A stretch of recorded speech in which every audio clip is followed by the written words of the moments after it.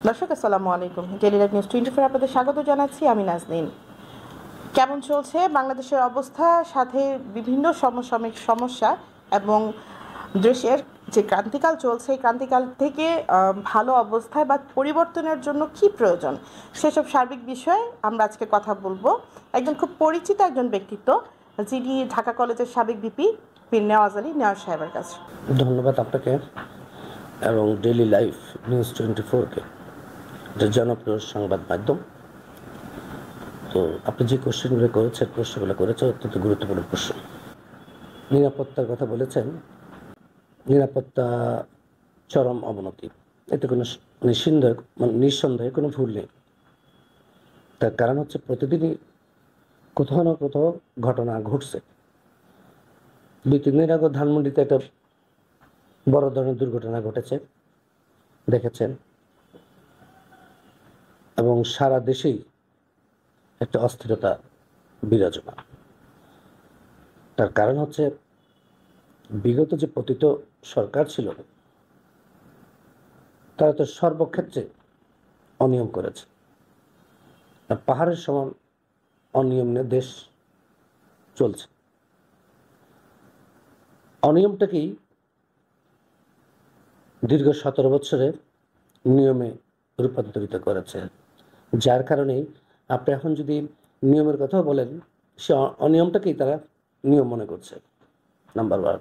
আর number 2 হচ্ছে, দেখেন, আমাদের বিএনপির ভারপ্রাপ্ত চেয়ারম্যান মহোদয় প্রথমেই বলেছিলেন যে ইউনূস অন্তর্বর্তীকালীন সরকার যদি হেরে যায় তাহলে বাংলাদেশ হেরে যাবে, যার আলোকেই কিন্তু আমাদের পূর্ণ সমর্থন রয়েছে।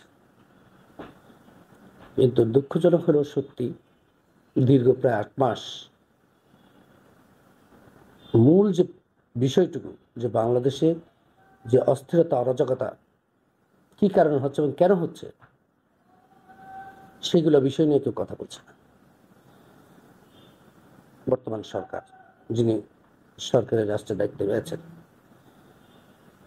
দীর্ঘ 17 বছর বাংলাদেশে ভোটারহীনতার কারণে, গণতন্ত্রহীনতার কারণে, বিচারহীনতার কারণে আজকে বাংলাদেশে এই অস্থিরতা, এবং শুধু সর্বশ্রেণী পেশার মানুষের ভিতরেই একটি অস্থিরতা, বিশৃঙ্খলা, অরাজকতা।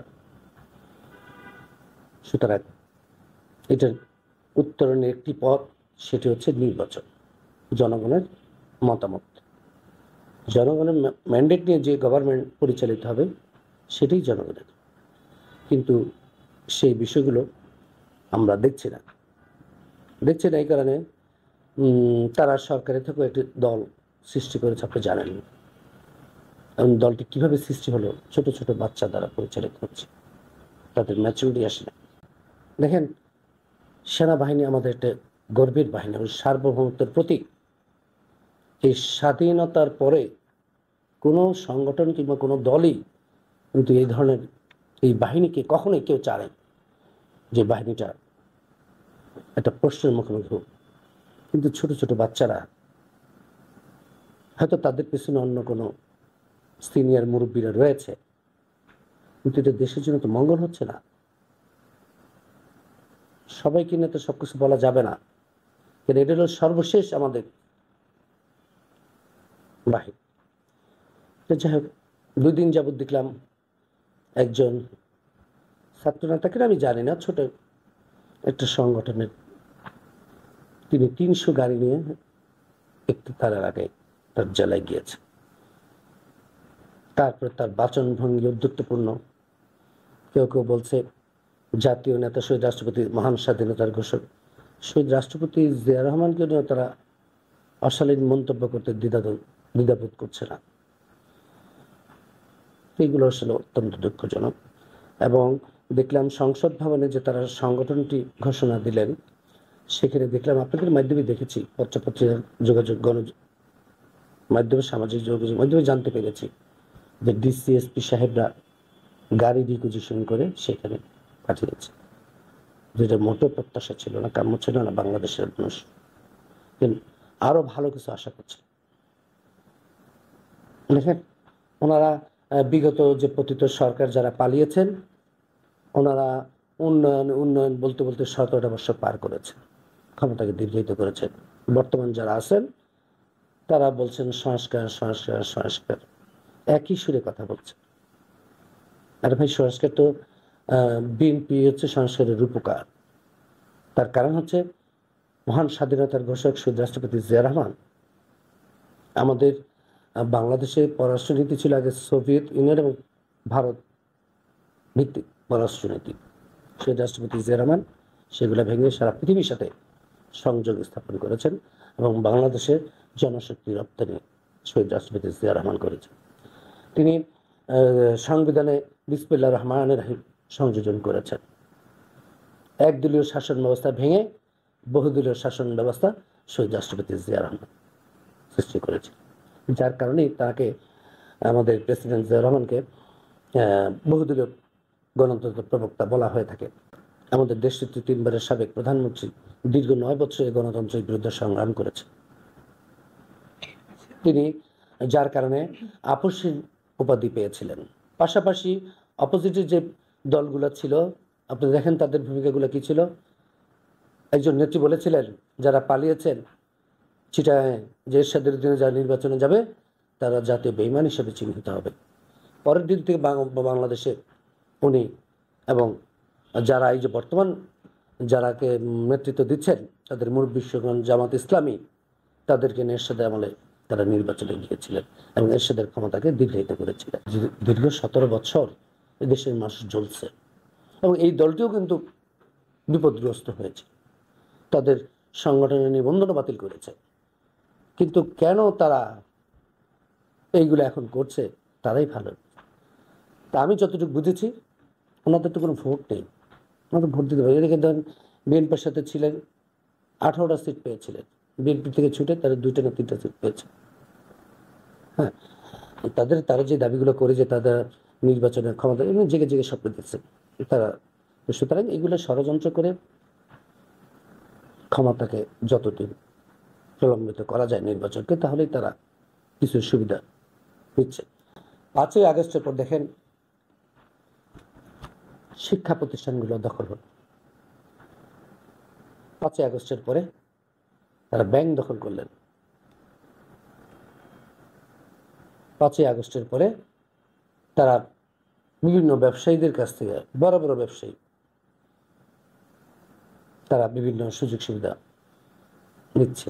আমি একজন শহীদ রাষ্ট্রপতি জিয়া রহমানের আদর্শের কর্মী হিসাবে আপনাদের মধ্যে বলতে চাই যে দল শিকড় অনেক গভীরে, এই দলকে বিতর্কিত করা কিংবা ধ্বংস করার শক্তি আল্লাহ মাহবুদ ছাড়া পৃথিবীর কেউ কারো নেই।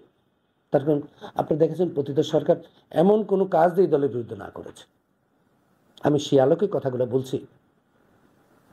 আমার বিরুদ্ধে 196টা মামলা ছিল, সর্বোচ্চ মামলা আমাদের 600-700। আমাদের নেত্রীর বিরুদ্ধে 100 মামলা ছিল।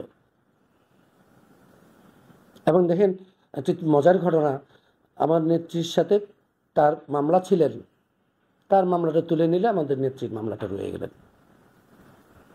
একই মামলায় 2জন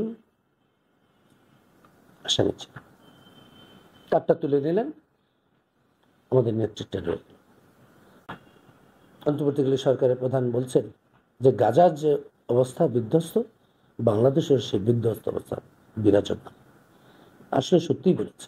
সর্বক্ষেত্রে শিক্ষা বলেন, বিচার বিভাগ বলেন,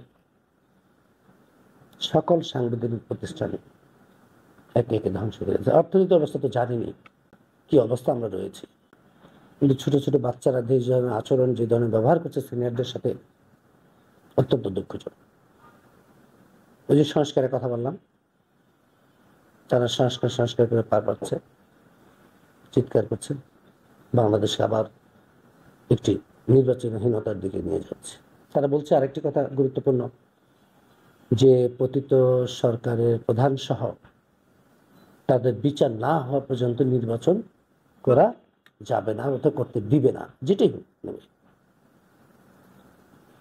আমি কেন বলছি ওদের কথা, ছোট ছোট বাচ্চা, যে একটা ওনারা জানেন না এই বাংলাদেশে যে বিচারের প্রক্রিয়া সর্বশেষ স্তরে যেতে হয় 25 থেকে 30 বছর সময় লাগবে। এটা কি সম্ভব যে বাংলাদেশে 25 থেকে 30 বছর নির্বাচন সারা বাংলাদেশ চলবে? 17 বছরের দেশ আমরা অনেক পিছিয়েছি। পূর্বের নির্বাচনী যে মানে কাঠামো ছিল, সেখানে আমি পড়েছিলাম যে মিনিমাম একটা সংগঠন 64 জেলা তার কমিটি করতে হবে। জি। আচ্ছা, আরেকটা বিষয় আমরা একটু শেষ প্রশ্নে যাই, যে দেশের এই ক্রান্তিকাল আপনি একটা কথা গাজার সাথে তুলনা করছেন বাংলাদেশ বা সাধারণ জনগণ করছে, এই দেশের এই ক্রান্তিকাল থেকে ভালো অবস্থানের বা পরিবর্তনের ওয়েটা কি? পরিবর্তন ওইটারও তো মুদ্রা কথা হচ্ছে নির্বাচন। আপনি বর্তমান নির্বাচন করছেন কেন? আজকে যদি একটা নির্বাচন হয়, সারা দেশের মানুষ 18 কোটি মানুষ এই নির্বাচনের সাথে সম্পৃক্ত হবে এবং তার মতামত প্রকাশ করতে পারবেন। লালবাগ, চকবাজার, বংশাল, আংশিক কোতালি সহ দেশবাসীর সকলকে আন্তরিক এবং আগাম ঈদ মোবারক জানাচ্ছি আপনার মাধ্যমে, এবং সারা দেশের মানুষকে ঈদ মোবারক জানাচ্ছি আগাম। পাশাপাশি যে দেশে যে ক্রান্তিকাল আমরা আশা করব, এই ক্রান্তিকাল যে জনগণের যে ভোটের অধিকার, সে অধিকার ভোটের মাধ্যমে ফিরিয়ে দিয়ে আগামী দিনে আগামী ঈদ যেন এই জনগণের যে ভোটের অধিকার তার মাধ্যমে প্রতিষ্ঠিত হয়, সে প্রত্যাশাই আপনার মাধ্যমে করছে।